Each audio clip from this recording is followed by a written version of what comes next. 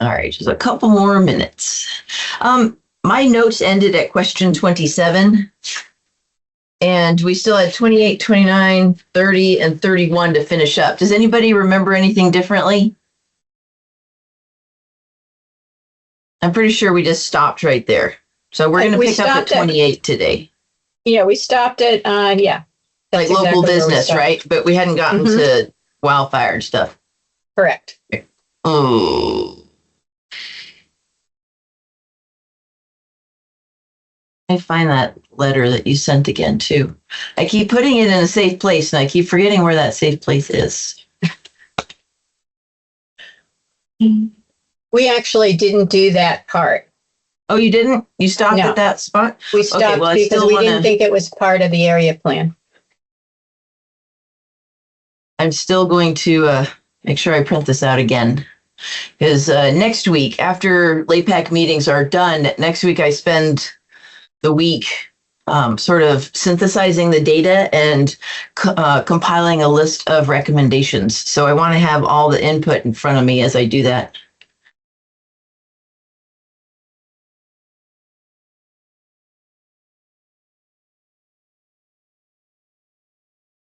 All right, less than a minute and we'll get started.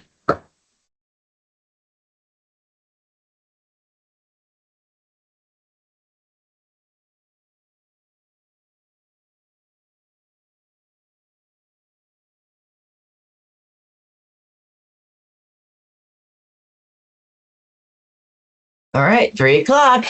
Thanks everybody for coming today. We are, this is a Shoreline LAPAC virtual meeting, finishing up the second community survey and starting to dive into the current policies, objectives, and implementations. Let's start with just quick introductions in case there's anybody new. Mireya Turner, Community Development Director. Gail, how about you go next?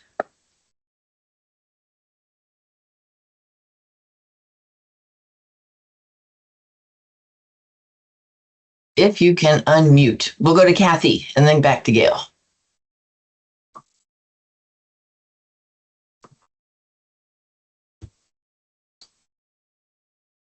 Well, let's go back to Gail. Go ahead. Okay. Sorry about that. My mouse was not complying. Hi, I'm Gail Delane. I live in Clear Lake Oaks and just a resident here. Happy to be here, just listening to what's going on. Thank you. Great. Kathy added something. Wait, go to chat just a second. I missed chat. Oh, just it added read AI notes. That's fine. Cool. Kathy, did you want to introduce yourself?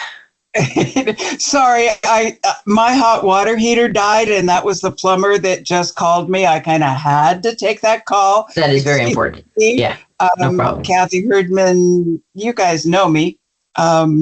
Former County Behavioral Health staff member, longtime Lucerne resident. Thanks. Thank you, Angela. Thank you, Maria. Angela Amaral, resident, Clear Lake Oaks, Shoreline LAPAC member for the public. Super duper. We've got read AI meeting notes. Sounds good. Holly, go ahead. Oh, hi. Holly Harris, long-term Clear Lake Oaks resident on the earth portion of the Shoreline area plan. Super. Thank you. It looks like Pamela Coleman, our AmeriCorps person who's been helping with some more note-taking, put in the AI note taker for her, which is great. Go ahead, Donna.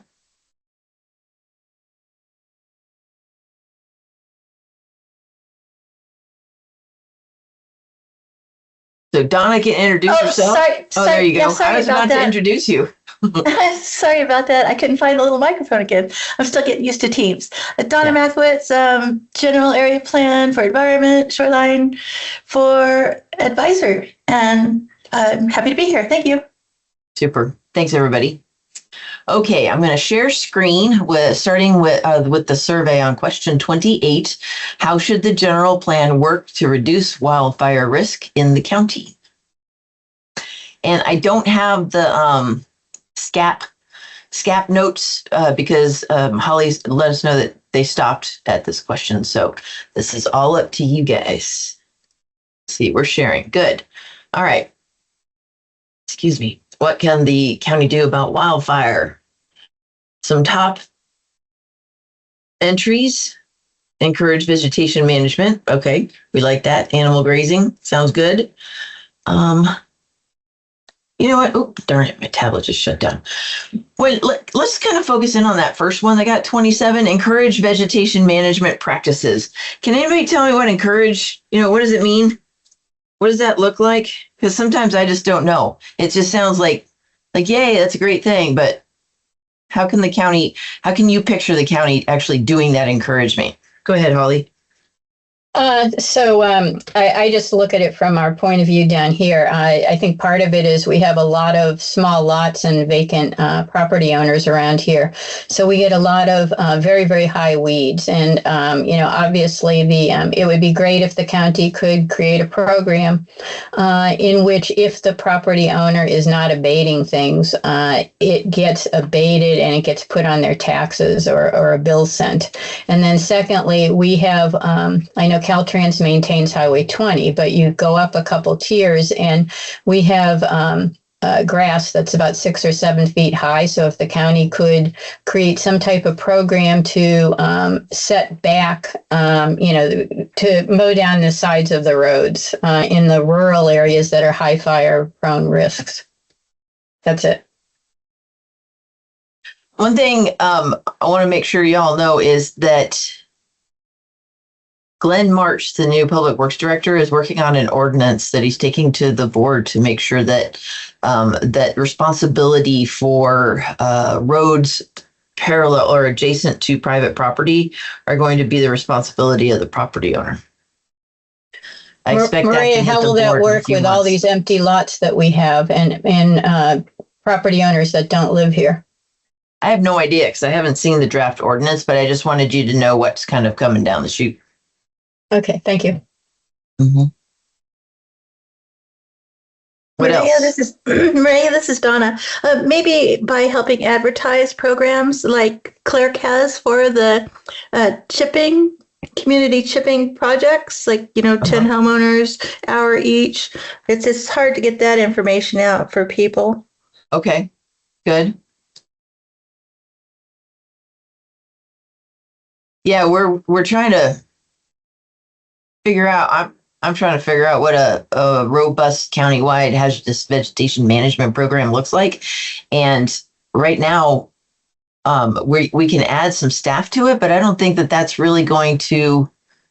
I think that it's going to look more like kind of what Holly and Donna are mentioning is that we're gonna come alongside and support organizations that are already doing that, like our fire safe councils, and maybe we can support formations of fire safe councils, because just two guys in code enforcement, can't do 60,000 parcels, especially as slow as code enforcement moves, because we have to do, like a notice, which this past year we started early on the chronic problem parcels and sent out letters like in April, and we're trying to keep on it that way. But it can very quickly, if we're on a parcel by parcel, like code doing all of it, it's going to overwhelm us really easily. So we're going to be looking, I think this year, trying to learn ways that we can more strategically use our resources to help maybe what's already working and encourage programs to work while still trying to figure out these vacant parcels that will inevitably need to be abated. So more like doing zone defense instead of man-to-man kind of. So we'll be looking for that stuff this year, and I'm totally open to ideas. And Maria, go ahead, Donna. Again, when we had the roadmap task force here centered in the Oaks, it was so easy to file that form, get them to follow up, and then the owners would for sure clean up their property. Compared to the POA, we can send out the notices like, hey, you're a fire hazard, and it doesn't get paid attention to. So having the actual enforcement visible in our community really helped with wildfire management. Yeah, I think enforcement will definitely be a piece of it because that's, code enforcement. But we're going to probably be looking to how can we strengthen. We're learning a lot of lessons from the benefit assessment zones in the RIV. So we'll be looking for a lot more opportunities to pair up with like property owner associations and homeowner associations to keep it going so that it won't just be us. Sometime I'll tell you the whole process of what it takes to get from finding out there's a problem, like a complaint, all the way to getting on that parcel to abate it. It's extensive, and it's just not maybe the timeliness that we're looking for. So anyway, yeah, I'm not trying to walk away from enforcement part at all. I think that, yeah, as Donna says, that's definitely an important piece of it. So, but we'll be looking for ways that we can maximize the efficiency of the tax dollars that we're spending in code enforcement. Go ahead, Holly. I think that we need to. Just lost you. You just muted. Sorry, I put my elbow on it. I think we need to pivot a little bit away and become more punitive, because otherwise so many people seem to ignore this stuff, which means actually fining people and following through on it so that it ends up that it's being cost effective for the amount of effort that you're putting into it. Okay. Good. Angela. Thank you, Maria. So to encourage vegetation management, maybe the county could have, for code enforcement, they could reach out to local people that have sheep or goats for grazing, so that you can give them alternatives for larger parcels, not so much residential. Well, they do it in Hidden Valley. They release a bunch of sheep and goats.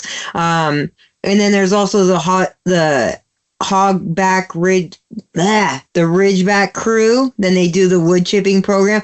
So I think just telling people to having that information available for them, like the Firewise groups, if we have local ranchers that do have a herd of sheep. I don't know if you've seen them out on Highway 20 at the National Monument, but they release a lot of them out there twice a year now.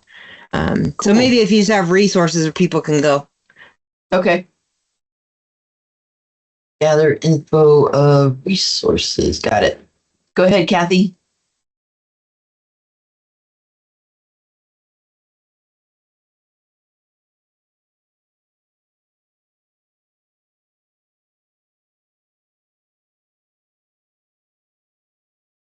Hey, Kathy, go ahead and unmute yourself. Hey, Austin, welcome.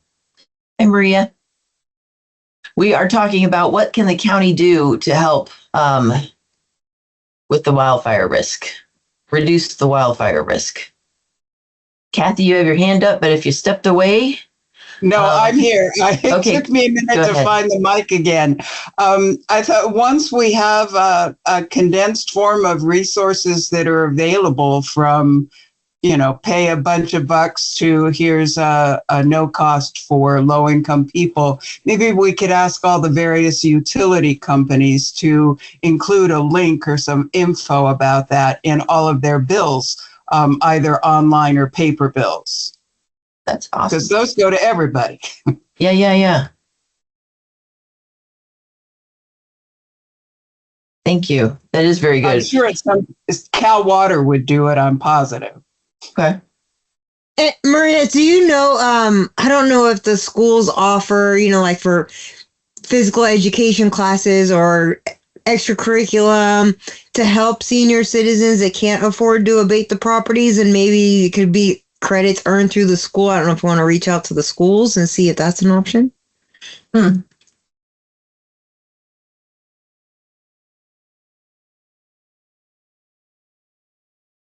Intriguing ideas. What do you think about the partnering with local tribal representatives to learn and incorporate indigenous fire management practices?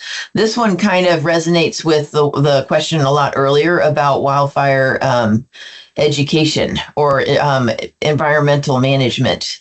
Remember, under diversification of ag, that was a top priority. Go ahead, Kathy.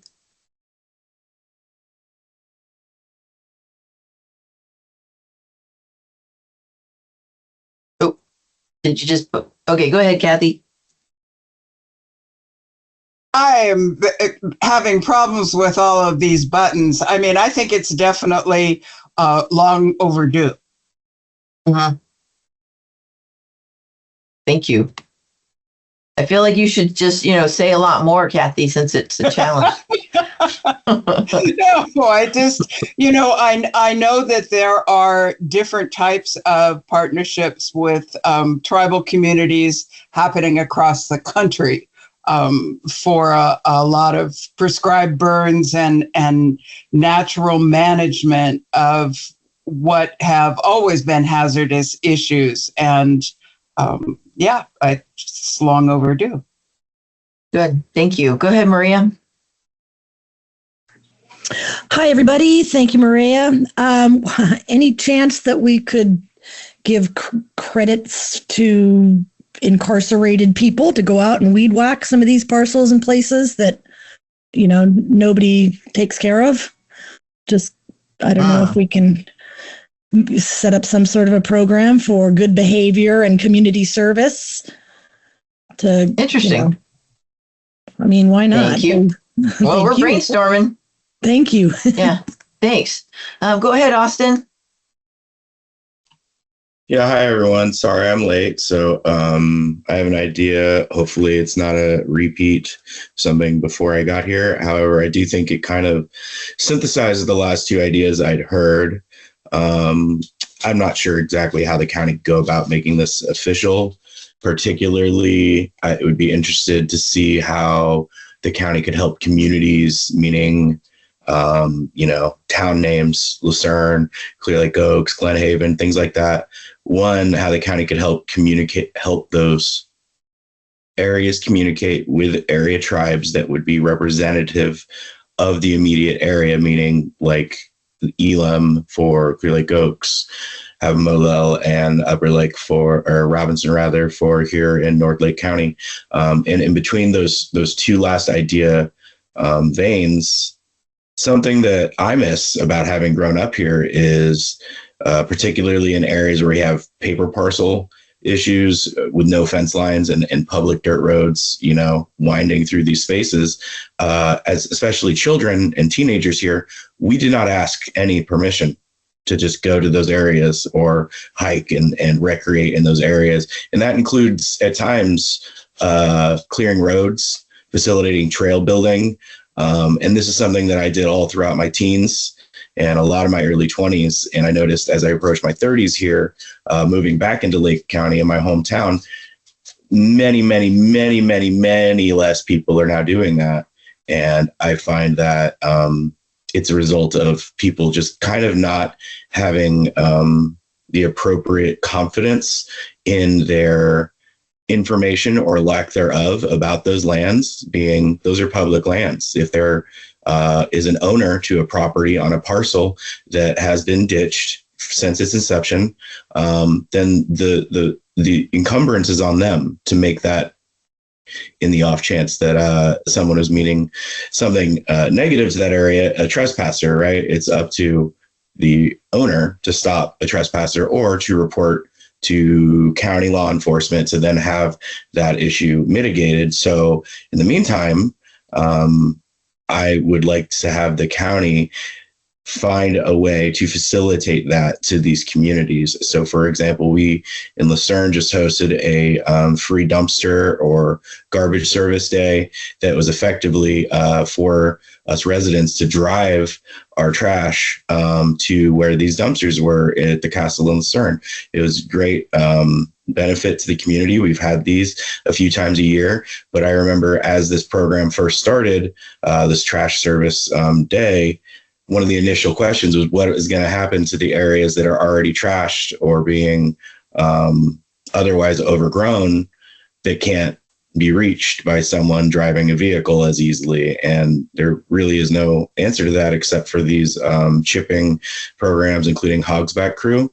And a good middle ground I would like to see, as I described, is something that helps the county facilitate community members or groups therein to go into those places and help them make those areas a little better. Thank you.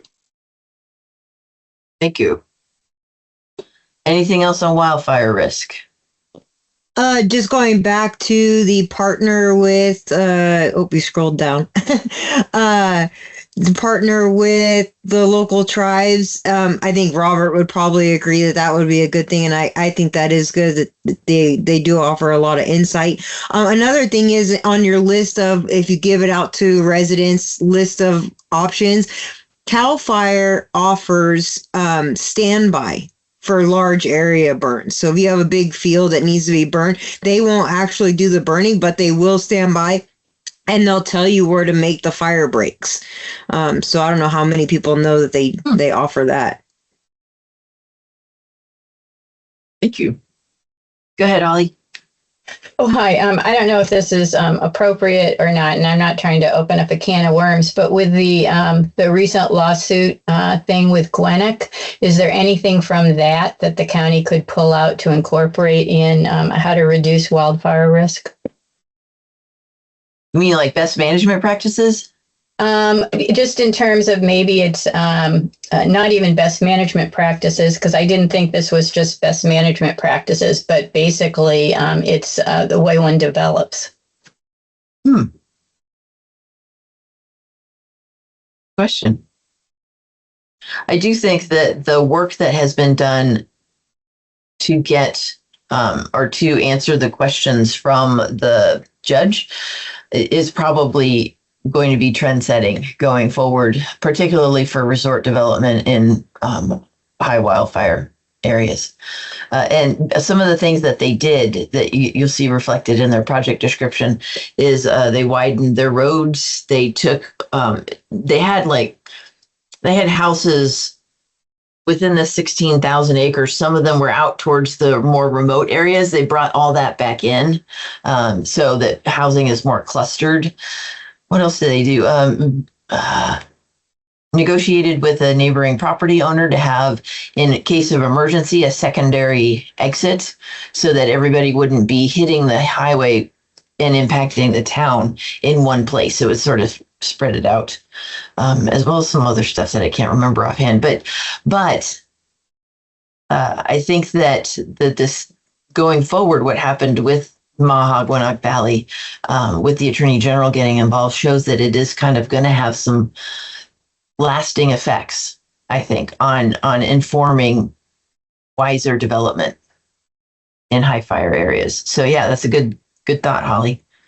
There probably will be some stuff that we'll think about that resonates with how we can benefit our neighbors and communities. Well, it wouldn't be just commercial or resort. It would also be resident, everything. Yeah. Mm-hmm.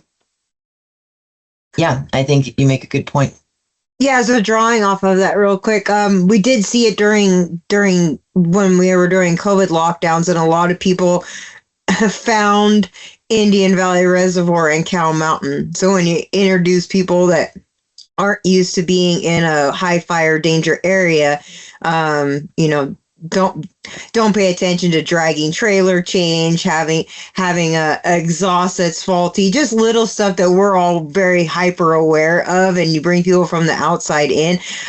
That's a concern too. I think that we could probably I don't know, there should maybe signs along the highway that need coming into the county, like when you go into the national forest and it says high fire danger, that might be helpful. Just something simple like that might be helpful too, just to put people on alert. Yeah, good. Go ahead, Holly.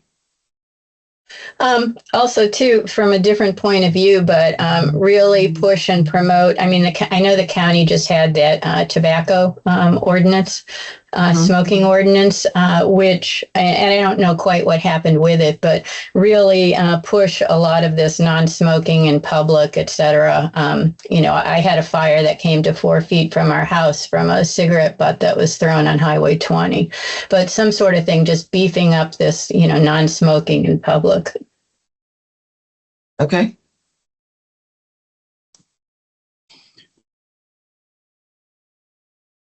All right, let's move on. How does the general plan, or how should the general plan address flood risk in the county?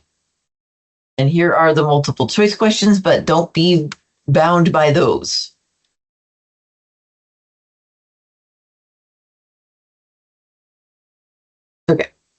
flood.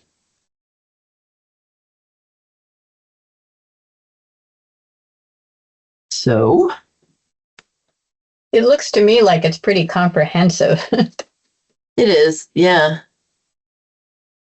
All right. Let's go down to these guys. The write-ins usually have a lot of really interesting info on them. I have found just going through every single one of these.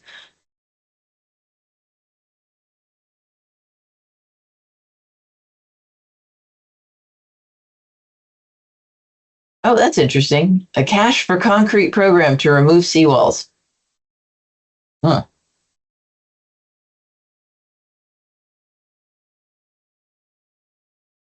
All right. Anybody have anything to add? If not, I want us to keep moving on because I'm a little worried that about getting through all the stuff that we need to get through. So as much as I don't want to rush you, I'm about to rush you.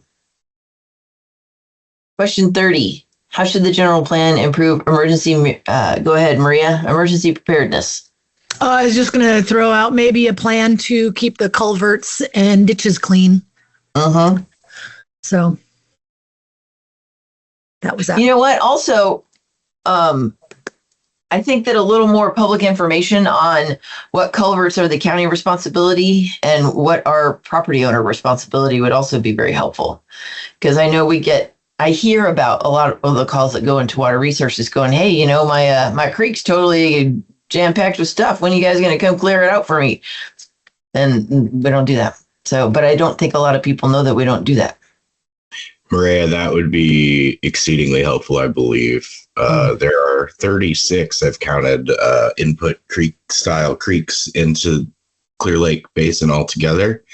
To me, that alludes that any single town, any single neighborhood was technically within something like a watershed that feeds into those creeks and culverts. And yeah, culverts have really predate a lot of roads around this area, so it would be deeply helpful. And I do know the county has some number of many thousands of culverts that they've tracked, at least managed to be able to get that data. So that, I think, honestly could be really ideally helpful to kind of recapture like a culture of water quality and sense of ownership among citizens. Yeah, I agree, Austin. Thank you. And also the board has asked me to work on, after Lake County 2050, an ordinance regarding property owner responsibility on maintaining hazardous vegetation within riparian areas. So that is kind of maintaining your creeks. And so that'll be coming out sometime. It's on my list. But yeah, I think that that's just part of the outreach and the education that is enforcing the code, as well as coming alongside with people to help them understand how to do that and to connect them with the resources to get it done as well. Go ahead, Angela. Thank you, Maria. I got dropped, and I don't know, maybe this goes back to the last question. I had to rejoin. But does the county should really work with Yolo County regarding Indian Valley Dam? Because that's a high risk for Spring Valley. If there's a dam inundation there, it'll flood Spring Valley. So I don't know if the county already works with Yolo on a plan for that. I don't know. Question. That would be Pawan's department, but good question. Go ahead, Holly.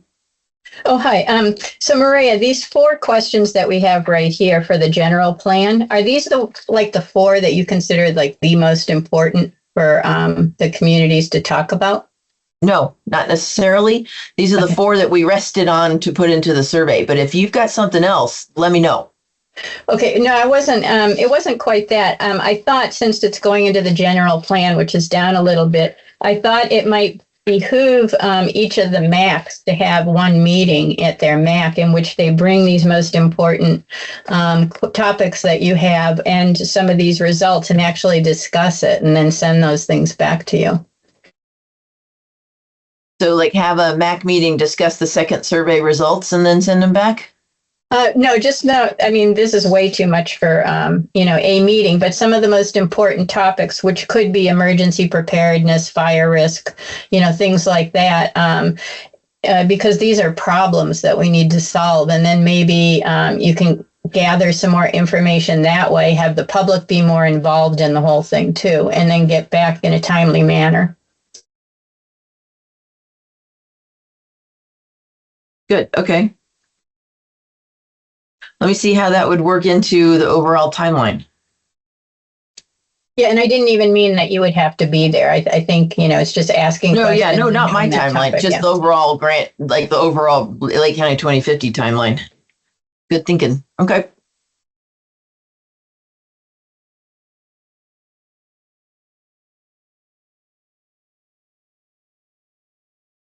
Anything on emergency preparedness? Roads came in, of course. Yep.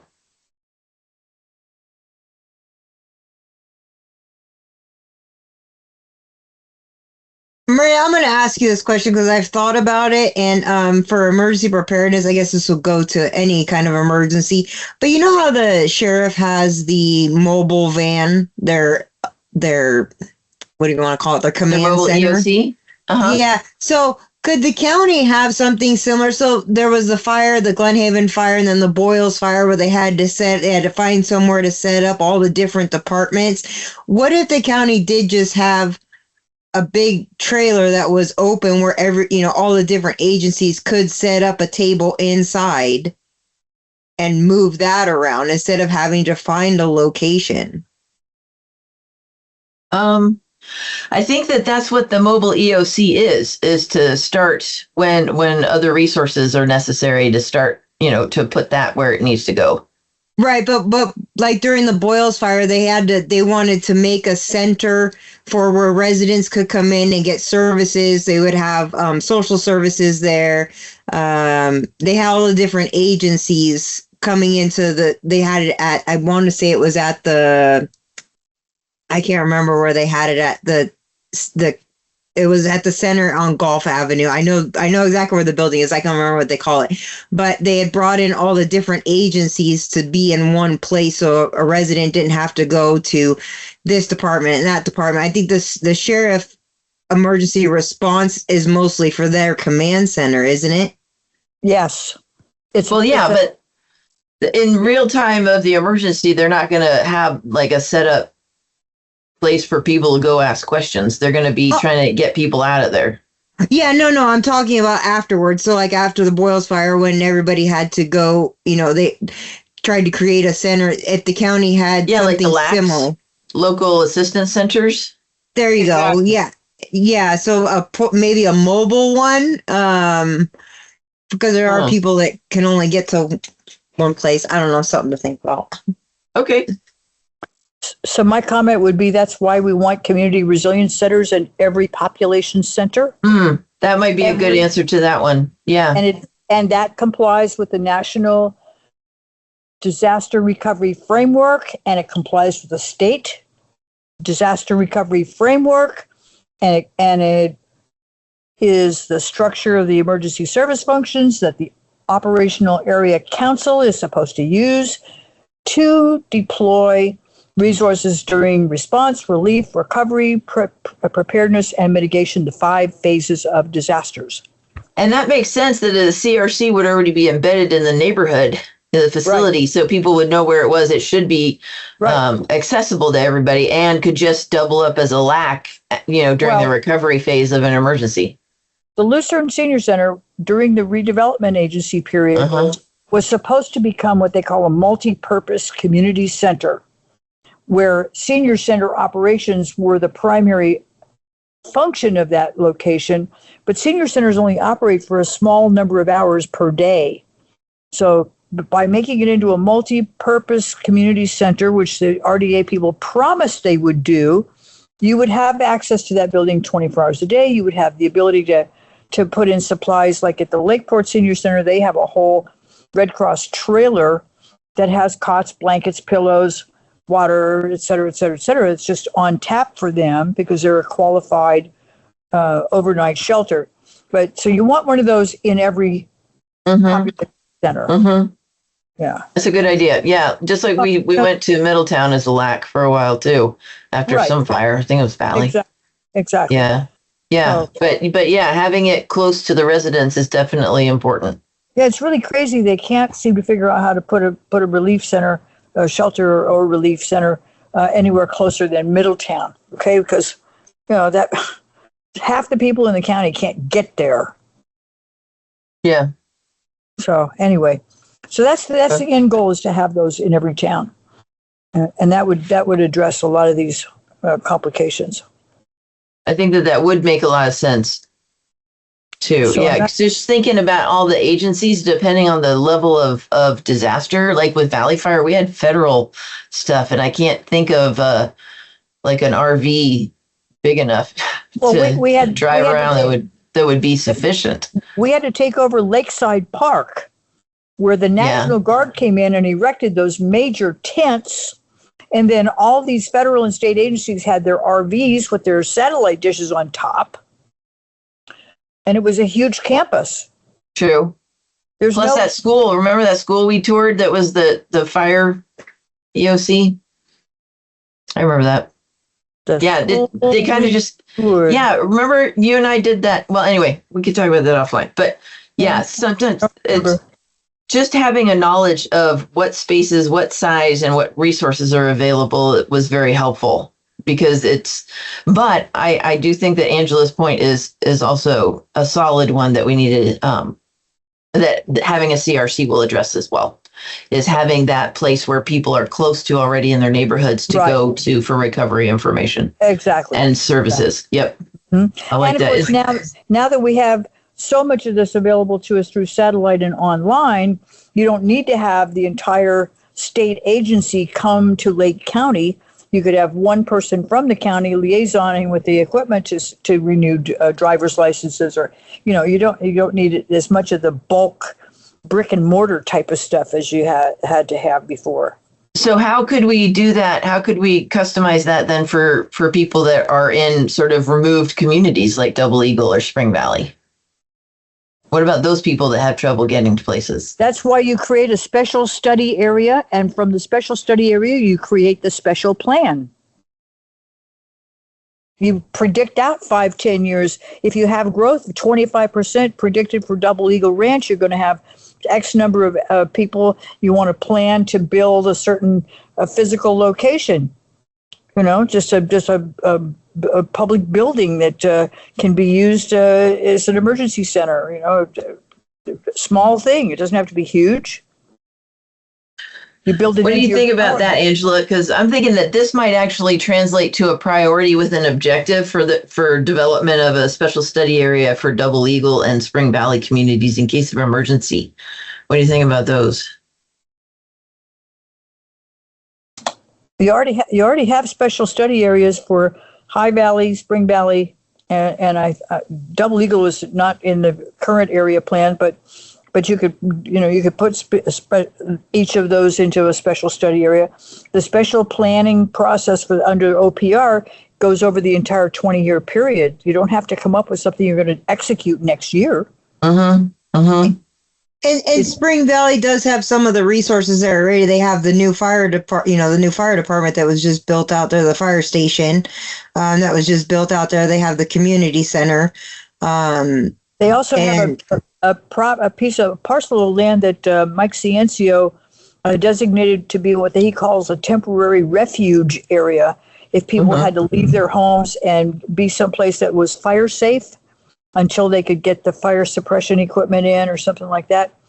He has already gotten some kind of a agreement with the parcel owner for temporary refuge areas are not the same as temporary evacuation points, but you want to have one of those designated in every community. Right. So we did do a tour out here I did a tour with Chief Ciencio and CAL FIRE, and we did identify 3 solid TRAs, temporary refuge areas, and 2 alternates. Wow. There you go. So, and working with the property owner, one of the properties just sold, but we've already started working on that kind of thing. The biggest thing would be, Maria, for Double Eagle, for the residents here, there's a few senior citizens, and if there was, most of them drive still, so transportation, even if they had a bus that came out here once to pick up a group of people, there's not very many people that are out here without a vehicle. But yeah, if we create a special study area for Spring Valley, Double Eagle, Benmore Canyon's another one. There's a lot of people back in Benmore Canyon. There's a HOA back there. I didn't even know about that. I'd love to hear more about that one. But I would like to just make a suggestion, a meta suggestion. That word resilience is just another bullshit buzzword. What we need is community service centers. Let's go ahead and keep in mind, I forgot to mention this at our housekeeping thing, that this video is for posterity and will live forever in the internet world. So. Okay. I apologize. I'll put 25 cents in the swear jar. But, you know, it is a word that is transitory. It's applicable to the current fad of the state's, you know, fire suppression priorities and all that kind of stuff. But resilience is it's just a, you know, it's just a slapdash term where we need services, community service, as opposed to utilities and fire districts and that kind of thing. Okay, sounds good. Thank you, Betsy. Go ahead, Holly. Oh, hi. I want to point out that we're neglecting North Shore and Windflower Point. They're definitely, you know, one way in, one way out. And then that brings us to a next thing, which is water evacuation. I think at some point, you know, things could happen. Well, we did have that fire that was over on North Point, you know, on the other side, et cetera. And people were huddled down there on the water for quite a while. But we need to, you know, consider some type of water evacuation plan. Okay,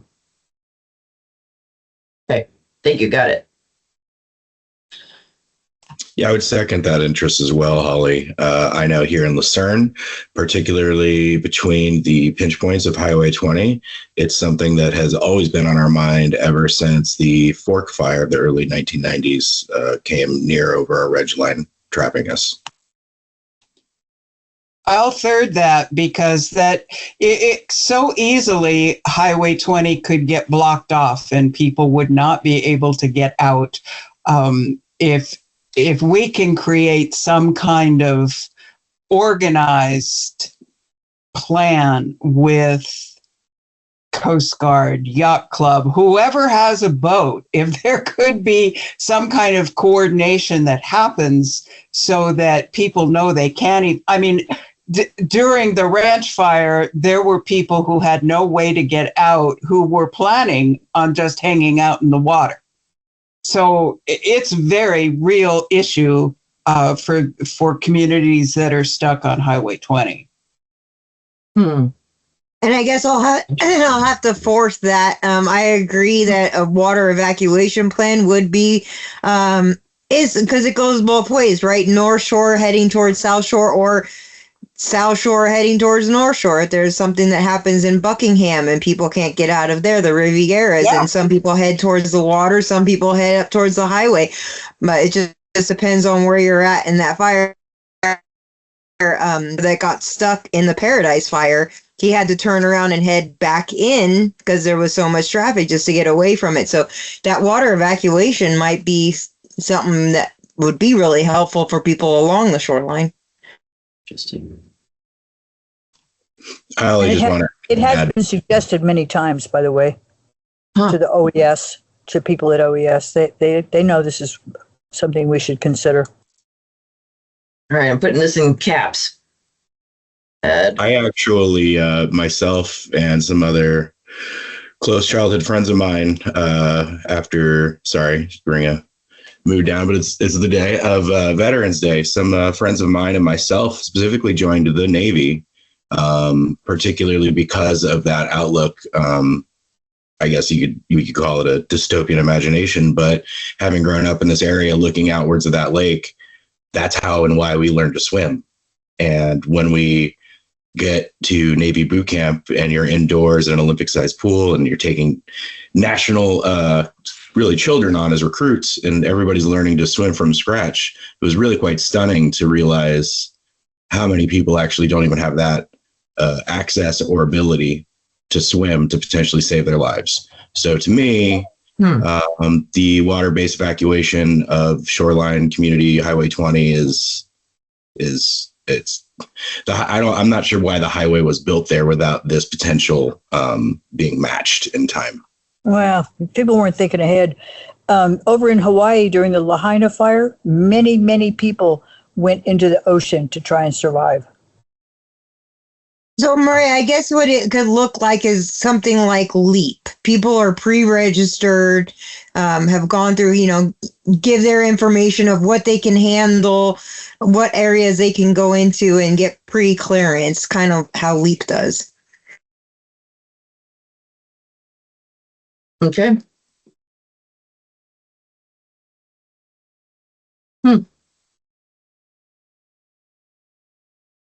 What about extreme temperatures, heat and cold? But I thank you for that. That's really thought-provoking. It's the same thing with the community service centers. Yep. Yeah. It's just another category of service, community service. I say we learned a lot from 2 years ago when we got a lot of snow and all the highways got closed and people couldn't even get up the grade at the Moose Lodge to get to Spring Valley. There was cars everywhere on the highways. So having areas for people to stay at, I had a neighbor out here, he didn't get out here for 3 days and all the hotels were booked. So he ended up staying in his car. But emergency situations like that where we get a lot of snow and don't know how to deal with it. How about extreme heat? Again, community service centers. Yeah, This is another category of service at those.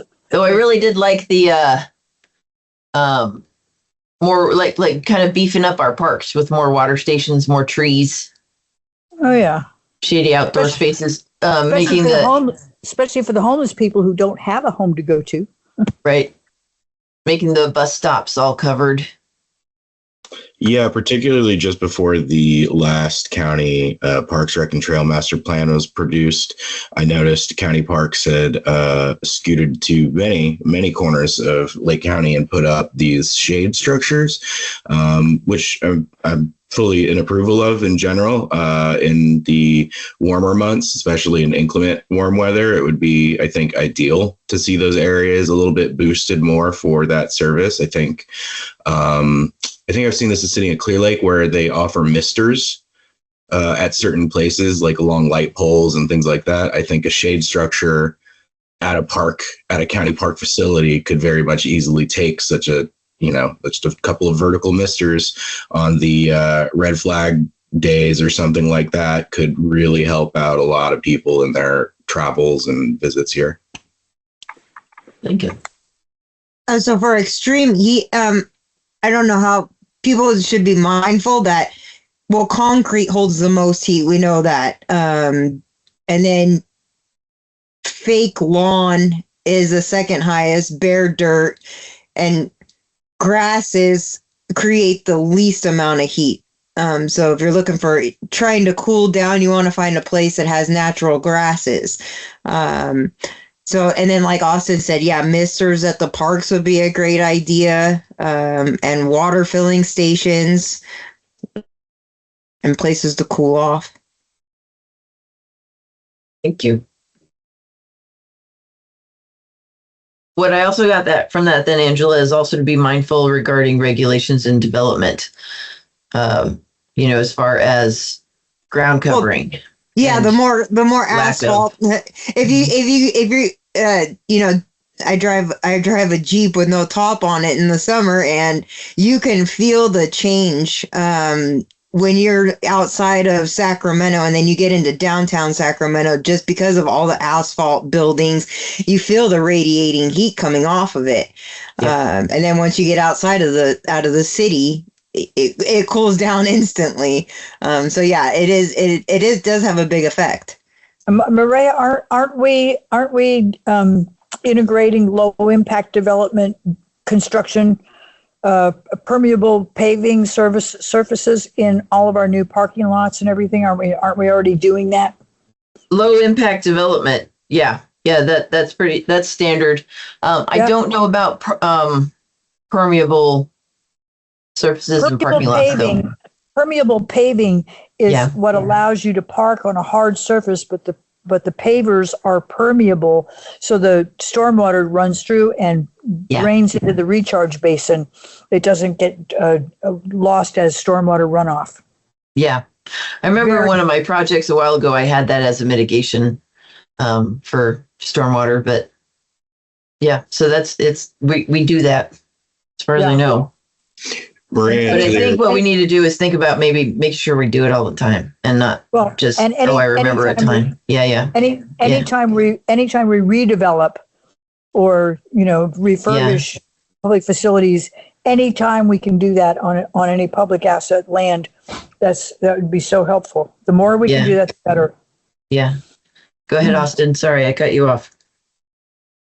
Oh, it's okay. I just typed it out. But basically, there is I believe it's a civil engineering newer technology, satellite based, that effectively will use heat gradients to map out heat maps of city areas. And I've heard of some obviously much larger metro city areas are then able to put those heat maps within their planning documents. So that might be something worth taking a look at, but I'm not sure they are called heat maps, but it is a satellite based technology that allows for them. It's the same thing they use when they map the heat area of a fire. Oh, okay. Interesting. Same technology. City of Turlock raised the ambient temperature in the city was 7 degrees higher when they put in all these big shopping malls and new paved areas for development. Raised the temperature of the city 7 degrees. Wow. So, Maria, I guess going back to the we could encourage when we do have parking lots, we could encourage them to be covered parking lots with solar panels on them. Great. Okay. Writing that down. Incentives to encourage covered parking with solar panels. Good. I think we're done with the survey. Our next step is to move on to let's find that. There. I'm really hoping this looks familiar to everybody. I think I sent it out to you along with the areas of special study and design guidelines. This is one of the 5 deliverables that will help inform our team as we're actually drafting the area plan elements and the general plan elements. So what I'd like to do, and I think if you've already gone through this stuff, you're going to notice that a lot of it is kind of similar to what we've had discussions about in our second survey. But I'd like to, with our remaining amount of time, one thing that worked well with another LAPAC was I just focused on the objectives first and then went back and did the policies and implementations. Is that okay with this group, or would you rather just go like chunk by chunk? Like objective policies and implementations throughout it. Keeping in mind it's 26 pages long. I think it would be a little difficult, maybe, but I can't imagine just going through just the objectives and then jumping back and going into each specific topic, because it's to me, it's kind of like jumping back and forth. Okay. I was just going to say the same thing. If we have to go through it all either way, let's just. I think the one we did was Lower Lakes, and they don't have nearly as many pages. I think theirs was like 12 or 13 pages. So. Okay, then let's just start going. What I would like to also do then, please, if you don't mind, is if you can fill this out on your own also and send it to me, because I can help. That'll help me to sort of compile as many of the responses as possible. And I'm pretty sure that we're going to get very similar responses. But if we don't, that's the stuff I would like to focus on as we go through our discussions. Because where we have consensus, we can just move forward. I have one question about these, all of these, Maria. Some of them are required under the Office of Planning and Research guidelines, and we don't know which ones are which. Okay.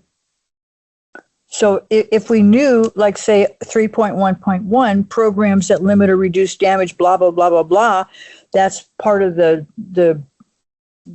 requirement under the guidelines, then there's no point in us, maybe we could tweak the implementations or something, but we're not going to have to keep that policy, right? I can see your point. And most of these are benign. In other words, yeah, sure. Go ahead, have that policy. Question is the implementations. How are you really going to create that for the community? Mm-hmm. Go ahead, Holly. I would probably have a little bit of trouble just going back and with our check boxes, keep, remove, modify, because frankly, a lot of the stuff I have, I may have another thing to insert or change some of the language, etc. How do you want to deal with that? Couldn't you just write it in an email to say policy number X? It is a Word doc, so we could do it in red. We could do track changes. Oh, I already did, and I just added a line, like at the end of 3.1.1 of stuff to add right above 3.2.1. I just added a line right there and then wrote stuff in and highlighted it a different color. I can do that. I handwrote kind of like the notes that you guys did. Yeah, that would help. So how do you want to do it? Should we give everybody time to just go ahead and do it in that style with your notes in red and bring it back for discussion? We'd have to schedule another meeting. Can we start just walking through it? Yeah, probably.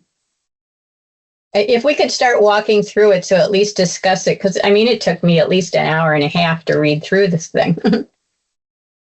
Yeah. Okay. And then we could at least come up with any key issues or changes. Okay. And then we can send in the other stuff to you. Okay. I'm going to do track changes so that our stuff is kept here. So let's just jump in. Objective 3.1.1.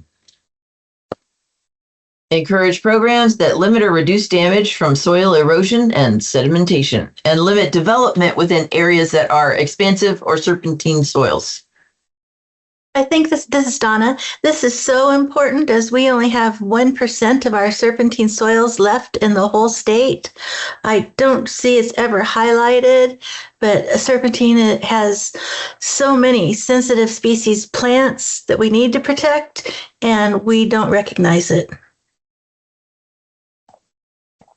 I completely agree, but I would also mention that most of the soil that we build on is all expansive soils. We have the shrink swell factor in all of our soils.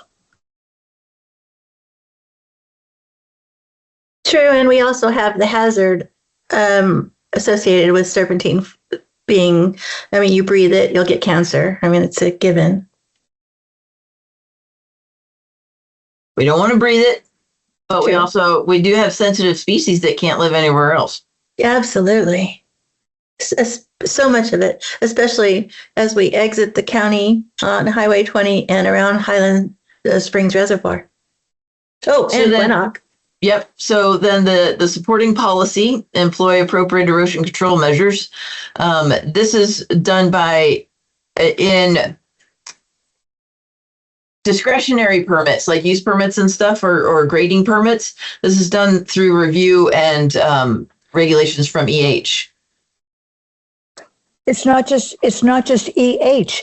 These are 2 of the 6 minimum control measures for compliance with the federal and state water quality orders protecting Clear Lake. Yeah, I was just talking about who does it, but yeah, so you do it in your permitting process. Yep.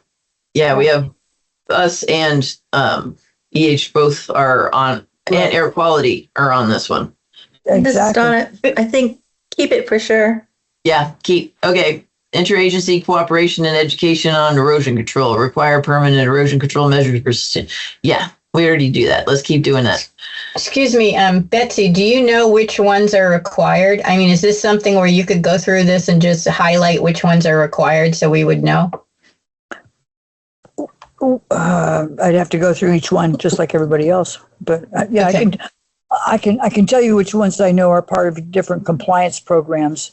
Okay, so as we go down through this, can you just tell us which ones are part of compliance, and maybe Maria can bold, well, not bold, maybe she can italicize those. Yeah, or something, yeah. Because I imagine, Maria, it would go through to every single local area plan that you're dealing with. Absolutely. Yeah, I agree. So. One moment. Sorry, my personal life just intruded. Now it's done. I'm back. Okay, thank you. Dinner plans. Okay, so keep this stuff. Yes, it resonates throughout because it's state regulations. Yes, so it's going to hit. It may even just be a countywide. I don't know, but yes, we're going to keep it. Did I miss anything? Sorry, when I got distracted. No, so in 3.1.1 A, is that, Betsy, I'm depending upon you to say if that's something that's required or not as we go down through this. Okay, it's required. Okay, so then maybe you can just italicize that, Maria, so that you know that for the future. 3.1.1A, 3.1.1. There's P and I. Oh, I see. So, yeah, okay. So, yeah, both of those are required. Excellent. Focus development in areas of low to moderate erosion potential. Good. That sounds smart. Yeah, let's keep it. And then erosion potential should be examined through the environmental review process. We do that. Let's keep it. Why do we keep saying should? Why can't we say shall? Yeah, we ought to say I think shall. we should say shall. Good. And also, the Office of Planning and Research has technical advisories pertinent to, in particular, to the wildfire issues. It's not just for new development. It's for all development, whether it's redevelopment or conversion of land or whatever it is. It's not just new development. So just all development? Yes. Instead of new subdivision proposals? Right. All development. Yeah.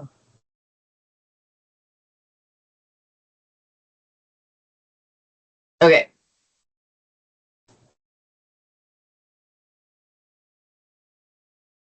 We do that already. Take a look at the soil. And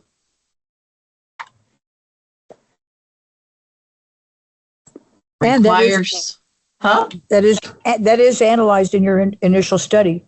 Uh-huh. Yeah. Yeah. Maria, is there still the East Lake Resource Conservation District? No. I don't know. No. Okay. Oh, that's interesting because they were mentioned a lot in the Lower Lake plan. Well, because there used to be 2 resource conservation districts. They were consolidated about 8 years ago, and now there's only 1 resource conservation district in the county. Now It doesn't called the exist. Resource Conservation District. Well, we don't have it here. Yes, you do. Oh, you mean you don't have it in the policies? No, I just meant who are you? Who do we deal with down here? They is this the place in Lakeport? There's only 1 resource conservation district. It's located at the Ag Building in Lakeport, and it serves the entire county. Huh. Was that what Rachel Elkins was? Wasn't she that one? No, Rachel Elkins was the pomologist for the UC Davis Agricultural Extension Service. Oh. That's a different agency. All right. So RCD is different than UC, and it's also housed in the same building, though. RCD is an arm of the State Department of conservation. Resource conservation districts it's an arm of the state conservation department. Yeah. So I vote we still keep that policy, encourage the widespread use of erosion control programs. We're not going to stop doing that. But just update the name. Sure. Okay. So Maria, does the SOS paper subdivision go in here? No, because you don't develop the on them. substandard older subdivisions. One of the reasons why they're hard to develop is because of their erosive soil. So that would be the shrink swell potential, as well as their high slopes and total lack of infrastructure. Well, keep in mind, all soils in Lake County are erosive. Good point. So the shrink swell potential of the high slopes too. Exactly, and then you got the sheet erosion that comes down. I mean, they're all erosive soils, every inch.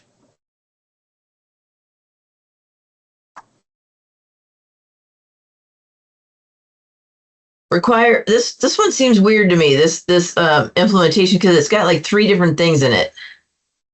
It does seem weird. Yeah. And it's not like we do. It's not like we do additional review. What's that? Isn't the first part up higher? Didn't we talk about that? Yeah, right here. Require erosion potential shall be examined. Yeah.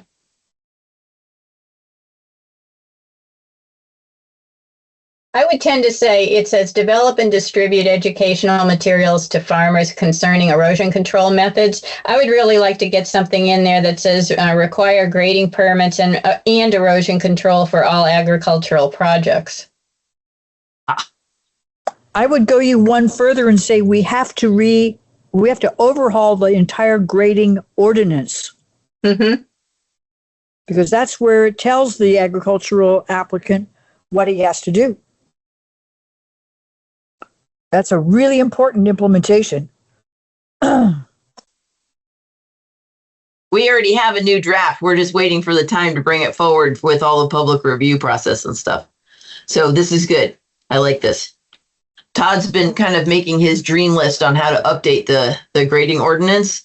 Not that we're just going to take it to the board or anything, but it'll start. Like, we just can't add it to Lake County 2050, but it is a top priority in this department to get that. And it is an implementation of objective. It is now. Here it is. Cool. Thank you. Uh-huh.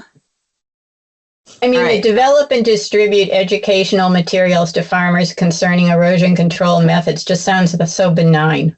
Doesn't it though? It's kind of dumb. It sounds condescending. Yeah. We have a manual, it's called the Handbook of Roads Construction. And I will send you that. We should Handbook of Road Construction? Yeah, ranch roads, so it's dirt road construction. It's adopted by the Mendocino County Fire Safe Council and the Resource Conservation District over there. We should just make sure that everybody gets that. Okay, then let's do that. Distribute. Send that to you. I know. I'm going to put it right in here. Distribute, so I don't go, what is this when you send this to me? Distribute. What was it called again? I think it's ranch and road construction. I'll Google it right now and find it for you. Yeah, it's been in the hands of the Resource Conservation District for years, but we don't have an active Resource Conservation District, as you know, that really participates in our planning process. So let's see. How about that? Distribute that thingy with all development permits, including grading.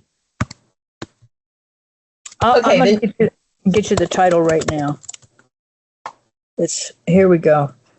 It's by the, you'll love this.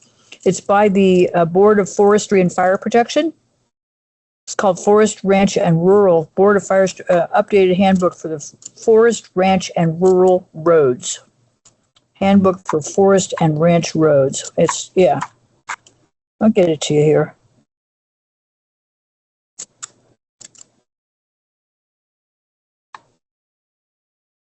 Wait, okay, so what's that thing say? It talks about how to deal with erosion? It's Handbook for Forest, Ranch, and Rural Roads. It's meant to be used as an educational and teaching resource for learning about common road problems, their impacts on streams and water quality, and the various tools that are available to reduce their environmental impact while providing for lower maintenance, lower cost wildland roads. Yeah. Okay, Is it near riparian areas though? That now we're getting more specific. It's rural. Here it is. I'm going to send you the link right now. Okay. Okay. I'm just wondering. I'm about to link it to distribute with all permits, but I don't know that that's appropriate. It's an implementation. I know. I just want to make sure we get it right so that it gets to the people it needs to get to and doesn't get to the people who don't care. Well, maybe they don't care. Don't have it. I would say leave. I would say for all, only because we've seen what can happen with bad grading out here. Mm-hmm. And we're not anywhere near riparian areas. Okay, with all permits including all permits that include grading instead of including grading. So that's so that would be every dwelling permit, like you're building a home or anytime you're building a road. Anytime you're building a road, grading a road. Okay. Ranch and rural roads. But does that include driveways? That's kind of a road on your property. It doesn't. It's not a road definition like we use. Don't try to get too down in the weeds. This covers it. I guarantee you. Tell me who else is on this call. I have Holly, Angela, Austin. Who else is Donna? There. Kathy, that way. Maria, Gail. Maria is here. Maria Kahn. Yep. And Gail Delane. Yep. Good. Okay. So I'm sending it to all of you guys. And me. Good stuff. Thanks. So, Maria, on the continue to work to reestablish crimp for Schindler Creek, that's another one of those benign things. What we need to do is to reestablish Schindler Creek, basically reestablish Schindler Creek so it's a functioning creek. Is that the right term? Reestablish? I don't think it is, but Don or Betsy may have a better term. Or Austin? What's crimp? Yeah, I don't know. Crimp is the crimp are the groups that were under the East Lake Water District. So they were it was a group of people that got together to try to watch over the watersheds. Betsy, I'm sure you know that. It was created by the State Department of Conservation. The initialism stands for Coordinated Resource Management Plan, and it is the basis of the watershed assessments that are contained in the Clear Lake Integrated Watershed Management Plan, which was done by Greg Dills at the Resource Conservation District. So basically, Betsy, what would you put in here? I mean, that's great to reestablish right here where we're talking about the crimp. So I think it's got to be bigger than reestablishing the crimp. It has to be looking at Schindler Creek. Okay, I've just caught up to what you've done. So require additional review. Okay, this was reestablish the crimps. No, the action item here, the implementation, is to update the Clear Lake Integrated Watershed Management Plan. And that is a project that has been proposed under the 319H grant projects that Angela Dow has funding for. And it is something that all the people I work with understand this is the thing that you need to do. Okay, so Betsy, does this cover just Schindler Creek? It covers all the creeks, right? Here's the problem with the Clear Lake Integrated Watershed Management Plan. It only did watershed assessments for 3 of the 18 major tributaries. So my proposal would be to do watershed assessments for all of the 15 remaining major tributaries, and you could prioritize those, starting with Schindler Creek, Siegler Creek. Cobb already has a project to go to do the same thing for Kelsey Creek. We already, the three assessments that we already have are Adobe Creek, Kelsey Creek, Scotts Creek, and Middle Creek. And Adobe Creek and Kelsey are combined in under one coordinated resource management plan. Those are all parts of the Clear Lake Integrated Watershed Management Plan. And we really need to make that the master document for county planning for watershed protection. It's those watershed assessments that are so important, as you know. So how about that then? Prepare watershed management plan for Schindler Creek as an annex to the Clear Lake Integrated Watershed Management Plan. Update. This is Donna. And I do have a pretty extensive documentation. Update where? Update. Instead of annex, it's an update. Update, yeah. And Maria, I have documents I could share from past reports. Which will do what? For Schindler Creek. Yeah, for Schindler Creek. Yeah. All right. Well, hold on to them because I'm not going to do that right now. We're just going to put it as an implementation. Yeah, that's so all. Keep that data safe. Yeah, she's got it. Anything else we need to add to the objective of encouraging programs that limit or reduce damage from soil erosion and sedimentation?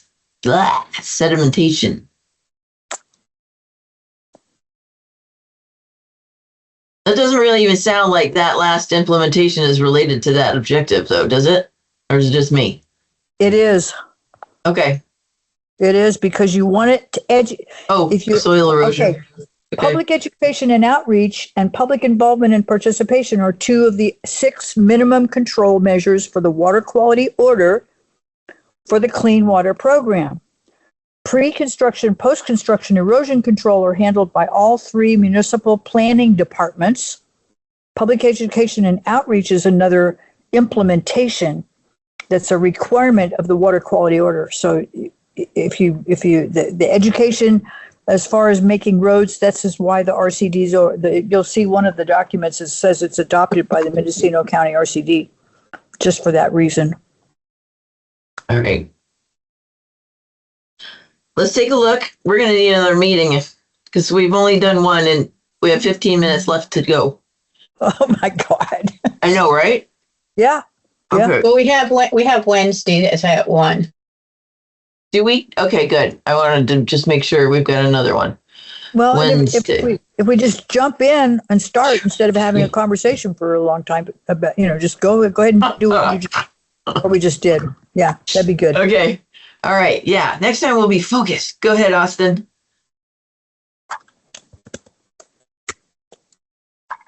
Sorry, this was up a little while ago. I think. Sorry about that. I wasn't looking. No, it's okay. I was really kind of in and out. I was able to recognize that for a moment there. That was for Schindler Creek. That other watersheds were also mentioned, but then I caught Betsy with a count of, I think it was 10 initial or 5 initial, then another 15. That's still under 20. And just as a point of contention, something I brought up since I think my very first LAPAC entrance, I know I plugged it into that survey. I typed this out. Lucerne here has one named creek. One. That name is Morrison Creek. It's not on any of these. So we also have Elk Creek Park, which is not named on any map. We have 2 other creeks within the first and second Rivieras. We have a third creek that goes by our elementary school. These are creeks that I know are inputs to that lake. They are not close probably in the water volume to Schindler or Middle Creek or Adobe, any of the larger output creeks, but they are creeks.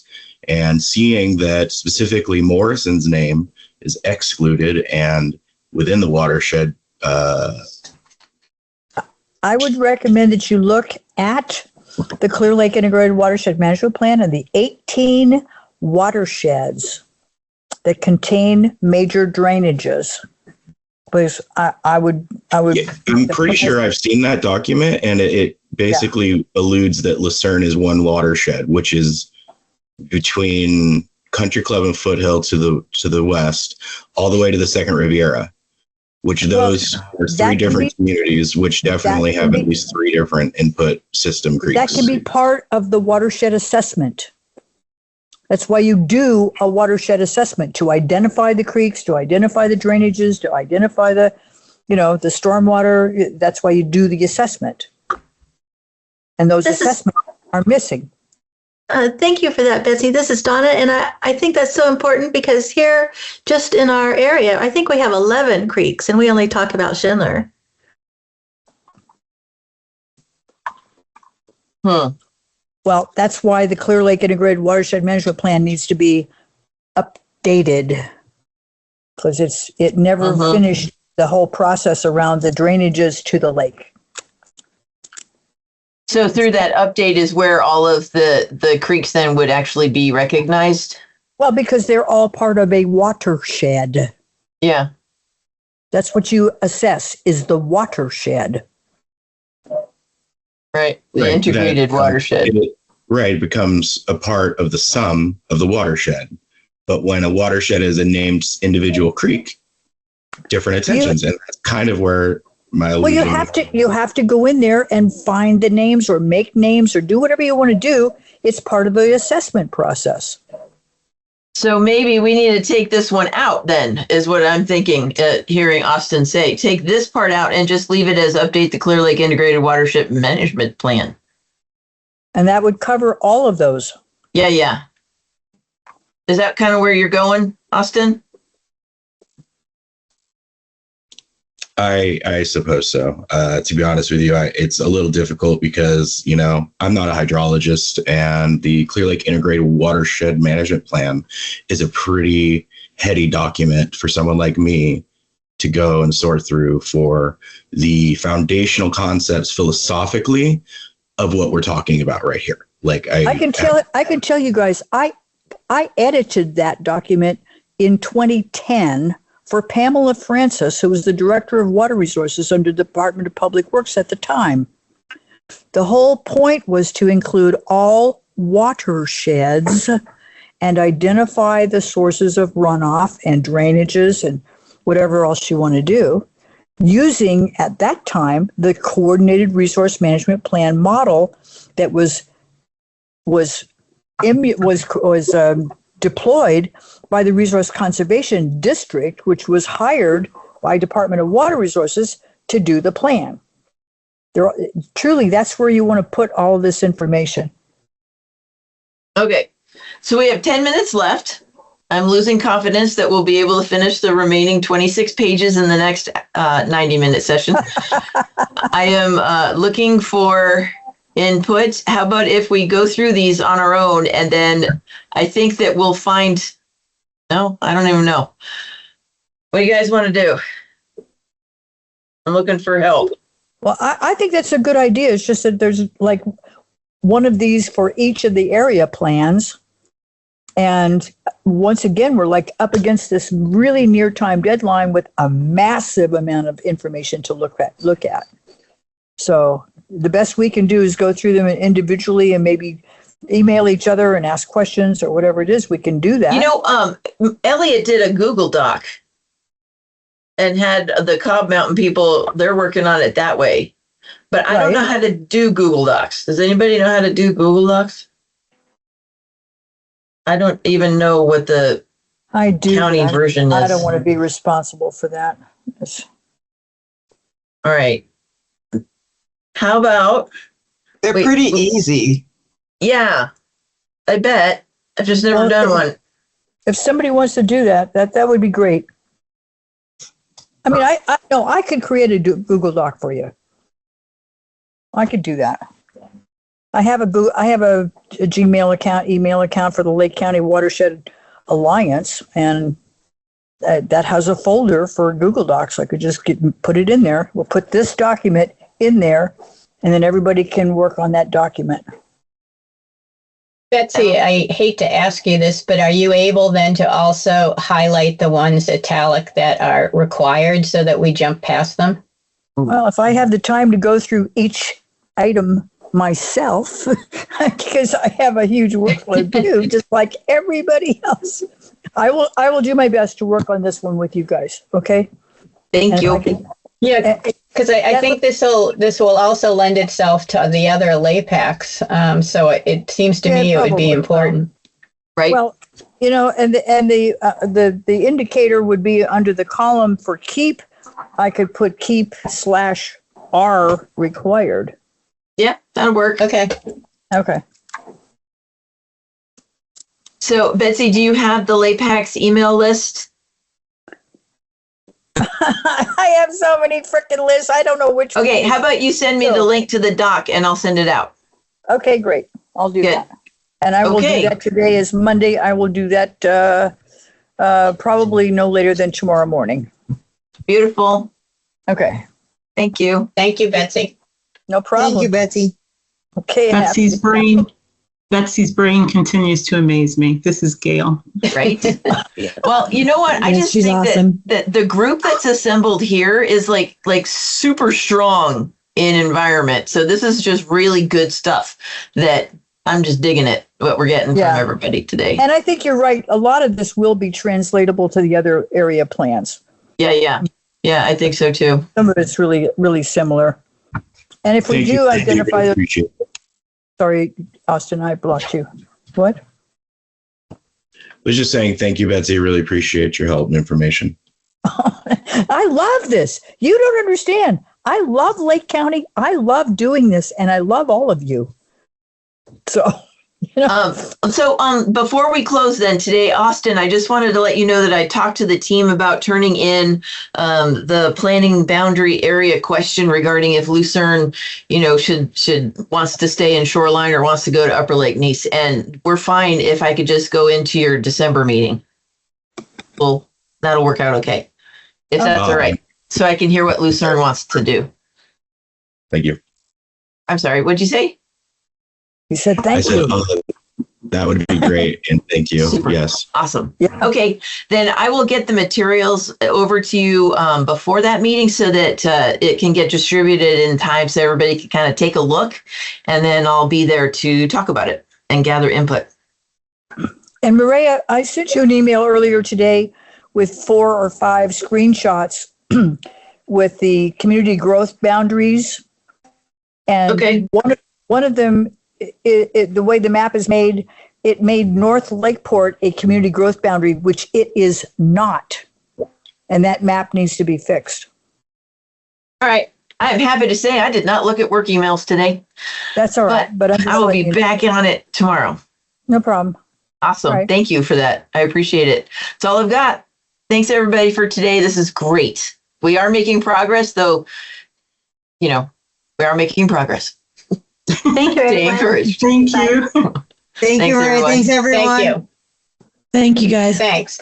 See you Wednesday. Positive. Thank you.